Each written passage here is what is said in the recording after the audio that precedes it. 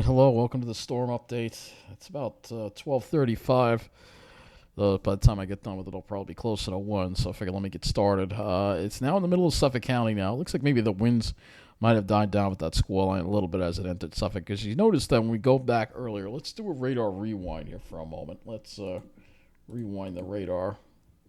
So I'll bring this radar back. We'll do radar here. Okay, so let's rewind the radar a little bit. Let's get closer to when this line was moving through Nassau County, because I think it was more intense when it was over Nassau. So, back this up to here. All right, here it comes. So, look at what happens as it approaches Nassau. It actually strengthens a little bit. So we get to, you'll notice here, it does strengthen. You notice it bows just a little bit, especially as we head toward the latest one. Yeah, you can see a little bit of bowing right there. It's back to midnight. You can see here, this is the line. So there was a little bit of bowing with it. Now it's starting to weaken a little bit here as it moves into Suffolk. You see that right there. So that's what we're seeing here. And if we go to the other radar, which is the AccuWeather radar, which you don't have up here. Why don't I have it up here? We'll take a look at this again. You'll see it's over Suffolk now. Yeah, so it's not quite as strong as it was. Again, we're going to watch it go across Long Island here again. And you'll see here, weakening a little bit as it makes its way into Suffolk. Definitely losing some of its punch. But it was pretty intense when it was moving through Nassau. You can see it was actually a little bit of purple there. A little sliver of purple in there. And then as it's moving into Suffolk County, it's weakening. Not causing as much, but there was some pretty intense winds ahead of that line. And now we're just in this other area of heavy rain. It's still pouring out there, though we're not getting the same kind of winds that we were getting a while ago.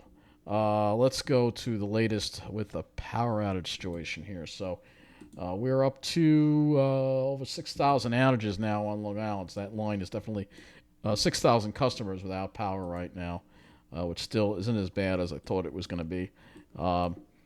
Mainly because we had I think, shorter duration of the intense winds that it was mainly confined to that around that squall line. So mostly outages in the North Shore, middle of the island areas, especially North Shore, mainly North Shore actually. The Huntington got a lot of outages here. Looks like we got one in Woodbury. Got some scattered ones in the middle of the island here in Hicksville and Westbury, some smaller outages. Going onto the South Shore, a few widely scattered ones. Barely anything on the South Shore. Look at this. I mean, really? Somehow it just missed that whole area? I don't think so. I think it's because they've got better infrastructure. But still, even this area here, middle of the island, got hit. This area got hit pretty hard, and still not too many power outages. I guess maybe it helped that. Whatever the case is, we got lucky. Well, you'll see they weren't so lucky in Jersey when we get to them in a moment. So not too many power outages, a few in Brentwood. Widely scattered, very widely scattered. Mostly the North Shore. Hardly any on the East End, hardly any on the South Shore. Mostly North Shore.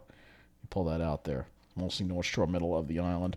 But anyway, it's still very little compared to what New Jersey is dealing with. Let's go to JCP&L. They're over 50,000 customers without power right now, 52,420.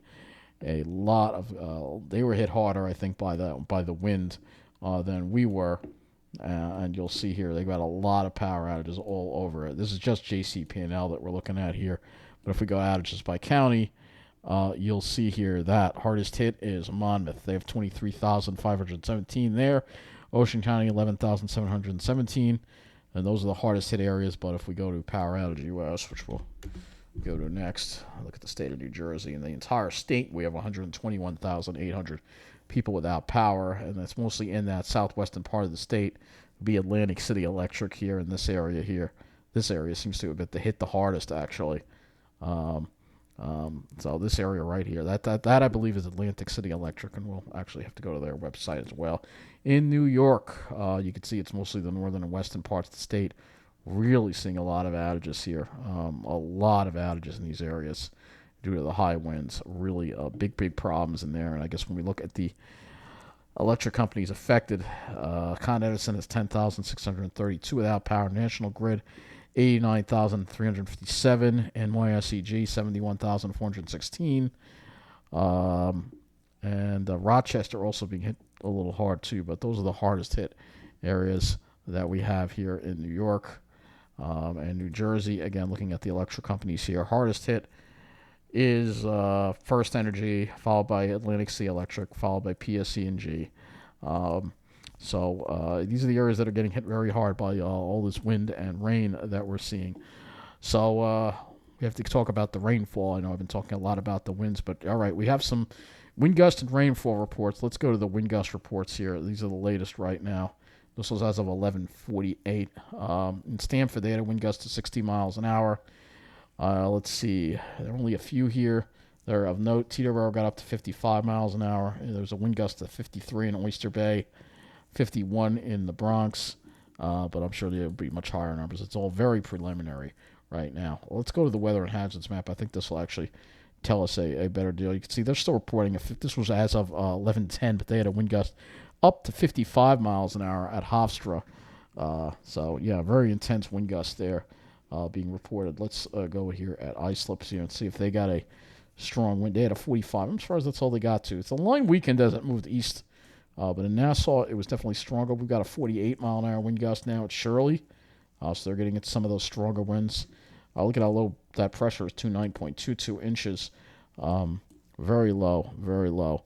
Let's look at the rainfall. All right, so we're going to actually go shift over to the precipitation. And yeah, we got this 12 hours. So you can see now many areas in Nassau County now over 2 inches of rain or close to it. Suffolk County, we have a number of areas closing in on 2 inches of rain, 2.66 at Bayshore.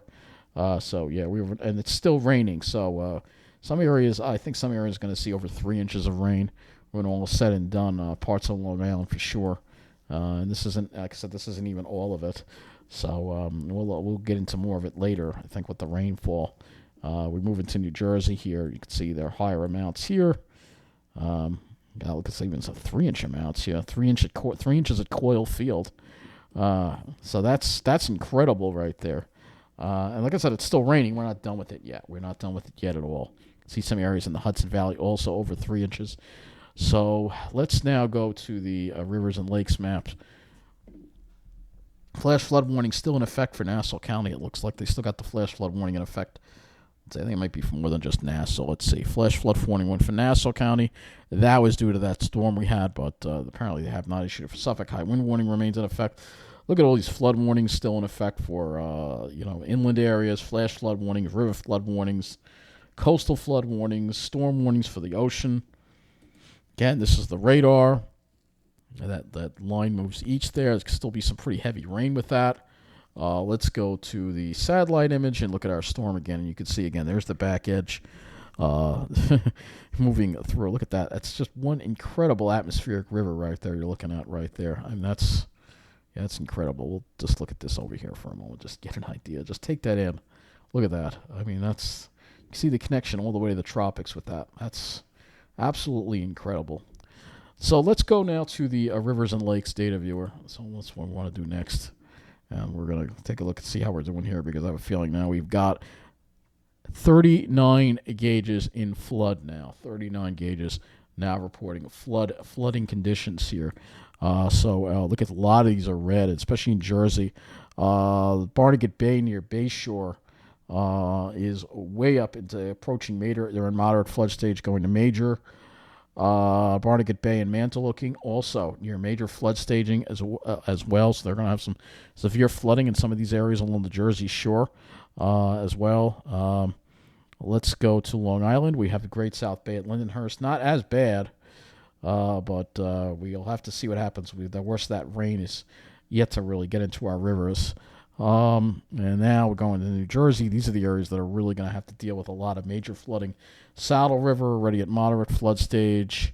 We're going to see a lot of purples on this map come tomorrow morning. Saddle River also approaching flood stage, in moderate flood stage, approaching major. We've got a minor flood stage on the Pequannock River. That's going to keep going up. A lot of these are going to keep going up. So let's go to this one here. North Branch, Raritan River. That's really just out of control, going way up there. Raritan River at Stanton, New Jersey. That's going way up. Delaware River. That's tidal, but you can see it's also going up. So, yeah, there's going to be a lot of flow. Look at the Toms River here. That's also rising pretty rapidly, but it's got a ways to go before it gets up to flood stage. But that's all for the rivers, I think. Well, you can see that you have all that snowpack, and it's going to cause all that snowpack to melt. Here's the Hudson River near Poughkeepsie, also rising pretty high as well. So we have a lot of them. One more from New Jersey. We got Barnegat Bay at Waretown. Looks like it's come down a little bit, but yeah, a lot of these are Delaware River at Burlington. A lot of these are very high. A lot of these. Let's see if we can find Saddle River. I'm trying to find Passaic River. But yeah, a lot of these are very, very high. Passaic River, that's going to go way up too. So that's going to be a lag with that. Because a lot of these smaller streams that are high now are going to feed into the bigger rivers in New Jersey, and that's going to cause a lot more flooding than what we're seeing currently. So this is a bad, bad situation. Let's go to 511 New York. Look and see what we have any conditions, road flooding reports, or anything like that. Okay, Muttontown. We've got a down tree on New York 106. One lane is blocked. So they don't report on all the incidents here. We've got another incident here, East Farmingdale. Flooding on Route 110, northbound at Conklin Lane. All lanes are closed. This is at Conklin Street. So this is a big intersection here. 20 flash flooding from all that rain. So let's see what we got here. So you can see they've got it closed off completely now. You see there's a police car there. And that's due to that, again, that heavy rain. Of course, I'm sure Channel 12 will be all over the South Shore covering the flooding there. But, we get flash flooding from rainwater in the middle of the island too, but they don't care about that. They're all about the South Shore. Downstream on Northern State Parkway, eastbound of Route exit 46. Right lane is closed there. So I think that's going to do it for all the flooding and storm ports for Long Island. Oh, we got another one here. Closure on... No, it's the same one already. All right, we read that one already. Okay, so that's it. We have a few more over here. Let's see what we got going into the city now. We got flooding on the Throgs Neck Bridge southbound ramp. All lanes closed from the Throgs Neck southbound on the Cross Island. All lanes are closed due to flooding. Let's see if we can get a camera here. No video available, but yeah, I could see the water on the roadway right there. So yeah, there's flooding there. You can see the worst of flooding actually. The South Shore not really reporting any flooding at all. It's mainly where the heavy rain fell. Let's go into New Jersey, where I'm sure there's a bunch of reports here that we have here. Flooding on US 22. All lanes on 22 closed westbound. 2 right lanes and 3 closed eastbound here, and this is in Plainfield. Flooding on US 22. So we've got a lot of flooding in New Jersey as well. I'm sure News 12 New Jersey will be reporting that. Flooding on 27 as well. Flooding on 35. We've got flooding reports all over the place. Flooding on 1. Flooding on NJ 35. Flooding on 1. All lanes closed. So that's incredible right there. We got more over here going on. Oh, boy. Seaside.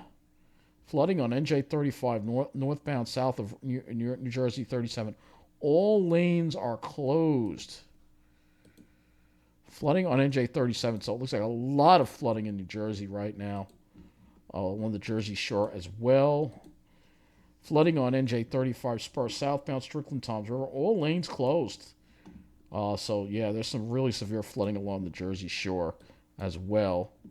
And then just the flooding just continues here all across New Jersey. And yeah, more flooding here on 3. East of Garden State Parkway, 2 over 4 right lanes closed. Walwick, and flooding on NJ 17, 2 lanes closed there. Going into, we have a closure over here, it looks like, on 59. DOT flooding and road closure on New York 59, westbound ramp. Clarkstown closed. We've got, yeah, this is bad. This is bad here. This is a big mess here around West Nyack here. Flooding on the off-ramp of I-87, New York State Thruway. Let's see, we have some cameras over here maybe we can look at. See what's going on here. Or not. Nothing. All right. So, yeah. These are the areas I'm concerned about where they had all the snow. Tree down and road closure. 4 lanes closed on Briarcliff Manor. Deal tree drowned. Yeah, this is going to be really bad over here in this whole area here. It's going to be bad. We got a closure. Trees down in Mount Kisco. Trees down on 117. Lots of trees down all over inland areas, and that's because they had that snowpack, and then they had all this rain on top of it. We got another closure here. It looks like storm damage. Palisade State Parkway closed until further notice. Wow. Is the thruway closed too? Crash on the thruway. All lanes closed. That's not due to the weather. It might be due to the weather.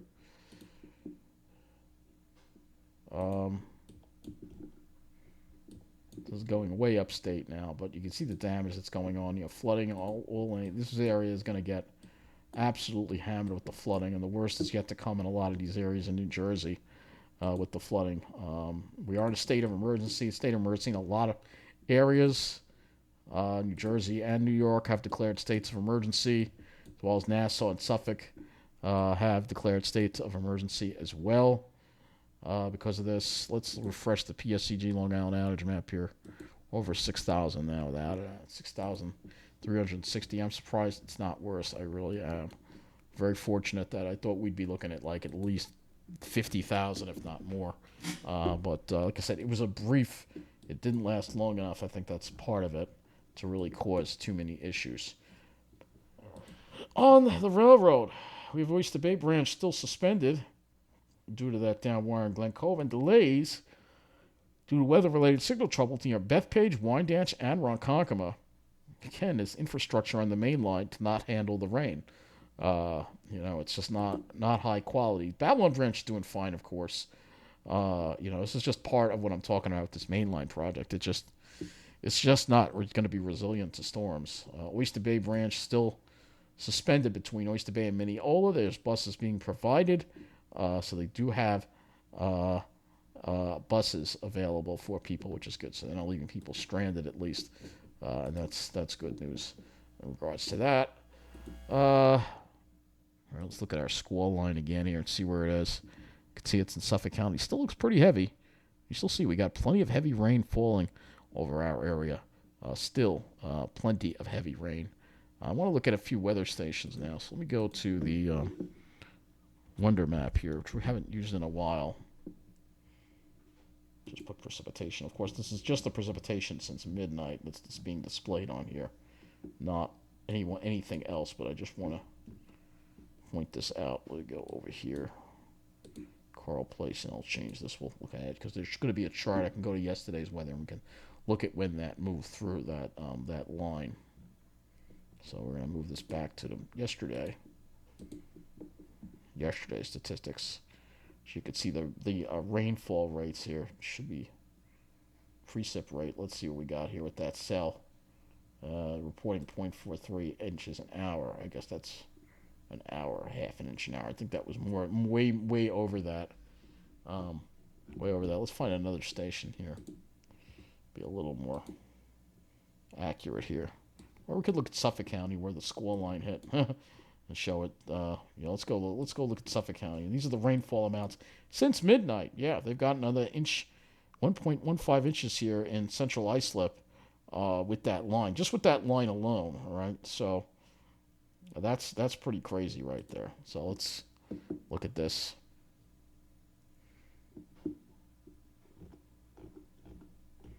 So we have a few statistics here that we have. Oh, the temperature dropped. It looks like when that line went through it to drop it a little bit. We don't have a whole lot of observations, but look at how much rain they got so quickly there in that line. That's incredible. So that's an incredible amount of rain there. This is an additional amount of rain since that Squall line moved through. Because all these observations started at midnight.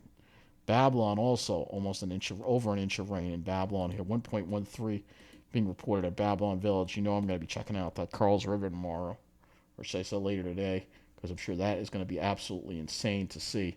But that's a lot of rain right there, and this is just since midnight. It is only 12:53.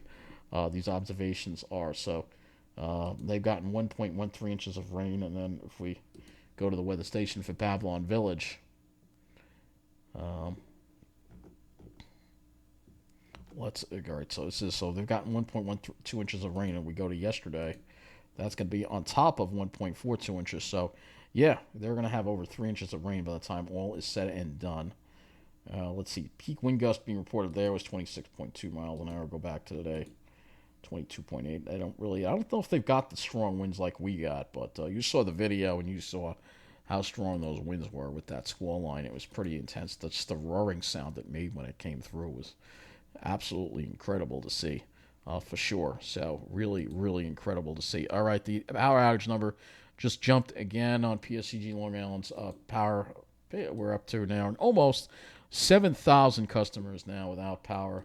So it is getting closer and closer to that 10,000 mark. We'll see if it gets there or not. But you can see outages scattered all around the place.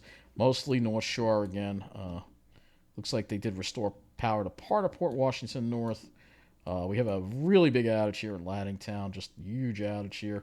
Laddingtown, Glen Cove, 907 customers without power there. It's all due to trees down on wires. Again, you got a lot of old trees on the North Shore. You know, North Shore is not known for good infrastructure. Maybe a wealthy area, but I don't call it an enclave because the infrastructure is no good. The South Shore has the best of everything. So, Woodbury still got that outage there. We got that big outage in Brookville. We still got some outages in Hicksville here, and Westbury. I don't even have anyone working on them yet. Looks like East Meadow. There's one in Hicksville. And then look at this, South Shore, nothing, barely anything. I know Rockville Center and Freeport have their own power company, but look, nothing in Lynbrook, nothing in this whole area. And you know why I want to live in Lynbrook? The power never goes out in Lynbrook.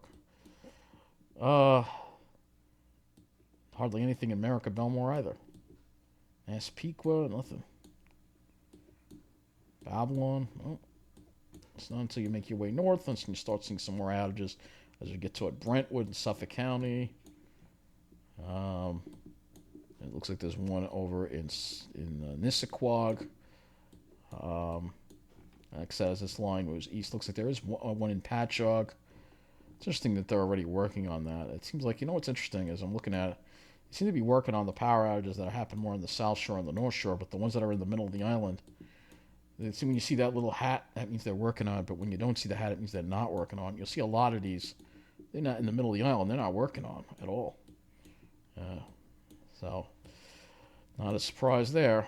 So, but, yeah, so that's pretty much what I got for you now. So, let me upload this update here, and I'm getting tired. I'll try to provide one more for you tonight before I need to get some sleep. But this storm is incredible. So, again, we have 6,969 people now, customers now without power on Long Island. That number is probably going to go up even further as the more of the damage reports come in. And again, we'll go to the railroad here. One more look at the railroad, and one more look at our observations too. Oyster Bay Branch continues to be suspended. Down tree on the tracks near Glen Cove. Earlier, PSCG LI team safely removed down wires to tracks at Glen Cove. So they're working on a tree. It probably came down on wires in Glen Cove. Not a surprise. Glen Cove is always an area that has power problems. Let me go back to the weather and hazards map here. There's the radar. Go back to the weather and hazards map here.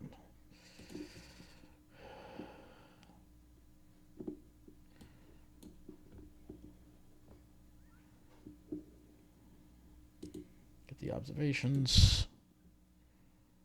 All right. Let's see. So you see the winds have died down. Now they're more out east. So now we see stronger wind gusts out east with that line. It looks like there was a 56-mile wind gust at Shirley with that line that came through. Maybe we already saw that before. Still absolutely pouring. I still hear it absolutely pouring out there. 45-mile-an-hour wind gust at Baiting Hollow. So we're starting to see the stronger winds now affect the east end a little more that we have. So, well, anyway, I'm going to wrap this one up. So I'll have another one for you. One more tonight. We'll just go over things again with the outage reports and rainfalls, and maybe we can get some more wind gust reports as well, and talk about the weather later today. But it's going to be it for now.